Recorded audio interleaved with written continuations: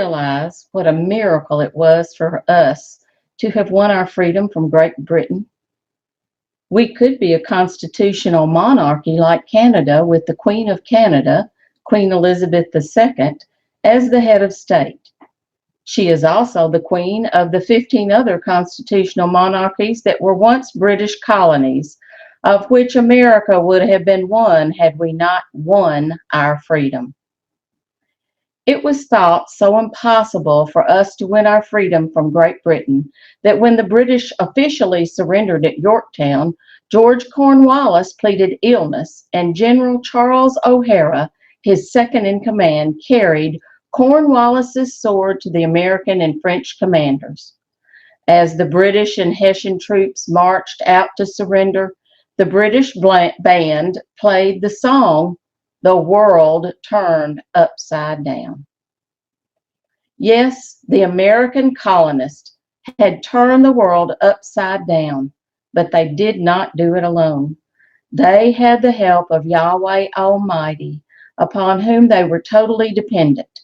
It was their faith in Him that sustained them. I thought I would read this article from the Providence Foundation, and the title is Valley Forge, Crucible of Freedom. The winter of 1777 and 78 was one of the most important in our nation's history, for that winter was the turning point of the American Revolution. During that winter, the American Army faced as great an ordeal as any army in history. Before the American Army moved into Valley Forge in December of 1777, it consisted of undisciplined men who had obtained few victories in their war with Britain. But the next spring, they marched out as a well-disciplined band, committed more than ever to their general and their cause of liberty. They were now prepared to see victory through their efforts. What was the ordeal this army faced? How did such a change occur during their stay at Valley Forge? What was the cause behind this change? As the American Army, under the command of George Washington, moved towards their wintering spot at Valley Forge, Army troops had no clothes to cover their nakedness, nor blankets to lie on, no tents to sleep under. Washington stated, "For the want of shoes, their marches through frost and snow might be traced by the blood from their feet," and they were almost as often without provision as with them. Their situation even worsened after their arrival at Valley Forge on December 19th. Lack of food and provisions for his men was central to Washington's appeal to Congress. In a letter to Congress dated December 23, 1777, Washington wrote, "Men are confined to hospitals or in farmers' houses for want of shoes. We have this day no less than 2,899 men in camp unfit for duty because they are barefoot and otherwise naked." About 1/3 of all his troops were unfit for service, and this number increased as winter progressed. The unfortunate soldiers were in want of everything. They had neither coats, hats, shirts, nor shoes, wrote Lafayette. The men, said Baron von Steuben, were literally naked, some of them in the fullest extent of the word. Hunger was even a greater danger. The army frequently remained whole days without provisions, said Lafayette. One soldier's meals on a Thanksgiving Day declared by Congress was half a gill of rice and a tablespoon of vinegar. In mid-February, there was more than a week when the men received no provisions at all. Dr. Waldo gives this description. There comes a soldier, his bare feet are seen through his worn-out shoes, his legs nearly naked from the tattered remains of an only pair of stockings. His breeches are not sufficient to cover his nakedness. His shirt hangs in strings, his hair disheveled, his face meager. His whole appearance pictures a person forsaken and discouraged. He comes and cries with an air of wretchedness and despair, "I am sick, my feet lame, my legs are sore, my body covered with this tormenting itch." Due to this lack of food and clothing, hundreds of the troops fell sick. Many men's feet and legs froze till they became black, and it was often necessary to amputate them. During most of January and February, there were constantly more than 4,000 soldiers who were incapacitated as a result of exposure, disease, and undernourishment. And in the midst of all this, they persevered. Beyond this, the patient attitude which they endured this misery was no less than supernatural. Washington wrote April 21st, 1778 to a congressional delegate, "For without arrogance or the smallest deviation from the truth, it may be said that no history now can furnish an instance of an army suffering such an uncommon hardships as ours has done, and bearing them with such patience and fortitude. Their submitting without a murmur is a proof of patience and obedience which in my opinion can scarce be paralleled." What could possibly have held this army together throughout this ordeal? Baron von Steuben said no European army could have held together in such circumstances. How then could an inexperienced American army stick together? Was it due to good discipline? With regard to military discipline, von Steuben states, no such thing existed. Could it have been the financial reward they would receive? Not hardly, for their meager pay was already 4 to 5 months past due, and complete payment would never come. What was it then? Most historians agree that the reason for their perseverance at Valley Forge can be attributed to their love of liberty and to their general, George Washington, and his amazing quality of leadership. George Bancroft states that love of country and attachment to their general sustained them under their unparalleled hardships. With any other leader, the army would have dissolved and vanished. His character and encouragement inspired the army to follow his example.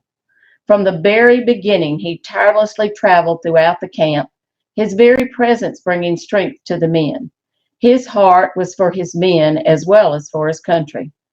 As Washington observed his naked and distressed soldiers, he said, "I feel superabundantly for them, and from my soul I pity those miseries which is neither in my power to relieve or prevent." Washington knew that the cause for which they fought was well worth any prize, even the suffering at Valley Forge, for they purchased liberty not only for them but for the generations to come. While at Valley Forge, blood was not shed in battle, yet the American army shed much blood. Henry Brown writes, "The blood that sustained this ground did not rush forth in the joyous frenzy of the fight. It fell drop by drop from the heart of a suffering people. They who once encamped here in the snow fought not only conquest, not for power, not for glory, not for their country alone, not for themselves alone. They served here for posterity. They suffered here for the human race. They bore here the cross of all the peoples. They died here that freedom might be the heritage of all." It was Washington's character that helped sustain the army, but what sustained Washington? This question could easily be answered by Washington's troops or officers, for they knew his trust was completely in God. The army had frequently seen Washington order his men to attend church and to observe days of prayer and fasting and days of thanksgiving. Washington was also very instrumental in securing chaplains for the army. Reverend Henry Muhlenberg relates how General Washington rode around among his army and admonished each and every one to fear God, to put away the wickedness that had set in and become so general, and to practice the Christian virtues. It was said of Washington in a sketch written by an American gentleman in London in 1779 that He regularly attends divine service in his tent every morning and evening, and seems very frequent in his prayers. General Knox was one among many who gave testimony of Washington frequently visiting secluded groves to lay the cause of his bleeding country at the throne of grace. A number of people have recorded the story of how a Tory Quaker, Isaac Potts, came upon Washington while he was on his knees in prayer in the woods. Benson J. Lossing relates that Potts later made the following remark to his wife: "If there is anyone on this earth whom the Lord will listen to, it is George Washington. And I feel a presentiment that under such a commandment, there can be no doubt of our eventually establishing our independence, and that God, in his providence, has willed it so." On May 6, 1982, President remarked on this event in his National Day of Prayer proclamation.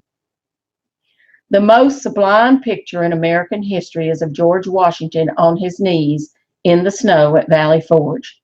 That image personifies a people who know that it is not enough to depend on our own courage and goodness. We must also seek help from God, our Father and Preserver." In this most difficult of times, George Washington constantly relied upon God and trusted in him for success. God was faithful to answer his prayer, and through Washington, he eventually established our independence and secured the beginning of the most free and prosperous nation the world has ever seen. How did God answer Washington's prayer? One miracle occurred that winter which helped, One miracle occurred that winter which helped eliminate their near-starving situation. Bruce Lancaster relates the event as follows. "One foggy morning, the soldiers noticed that the Schuylkill River seemed to be boiling. The disturbance was caused by thousands and thousands of shad, which were making their way upstream in an unusually early migration. With pitchforks and shovels, the men plunged into the water, throwing the fish onto the banks. Lee's dragoons rode their horses into the stream to keep the shad from swimming on out of reach. Suddenly and wonderfully, there was plenty of food for the army." God's providence can again be seen as Baron von Steuben, a veteran Prussian soldier, came to Valley Forge on February 23rd and offered his services to the American Army. No one could have been more valuable at the time, for he trained the men to move together as a well-disciplined army. His rigorous drilling and training of the troops gave them confidence in themselves as soldiers, even as Washington had given them confidence as men. Not only had godly character and strength been forged and tempered within the army, but the military skill had also been imparted to them at last. Another providential event occurred that winter when France became an ally to America. This meant much needed French money and troops would begin to pour into the new nation. The Continental Congress acknowledged this as the hand of God as they declared a national day of thanksgiving on May 7th.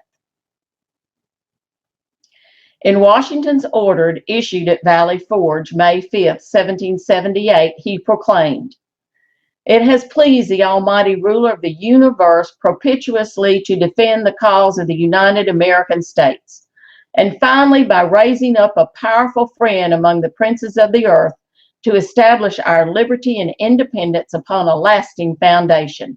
It becomes us to set apart a day for gratefully acknowledging the divine goodness and celebrating the event which we owe to his benign interposition."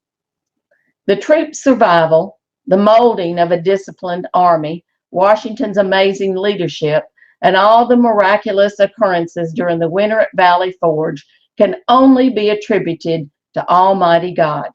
George Washington said following all of this, "The hand of providence has been so conspicuous in all this that he must be worse than an infidel and more than wicked that has not gratitude to acknowledge his obligations." End of article. God uses men to bring about his will in the earth, and just like he sent France to help us in our war of independence, so God also raised up America to be a powerful friend and ally of Israel. As we celebrate our independence, let us do as Washington admonishes us, that we need to have gratitude enough to acknowledge our obligation to God in thanksgiving for the intervention and the help of this nation. Without his intervention, our nation would not have been founded. Happy 4th of July.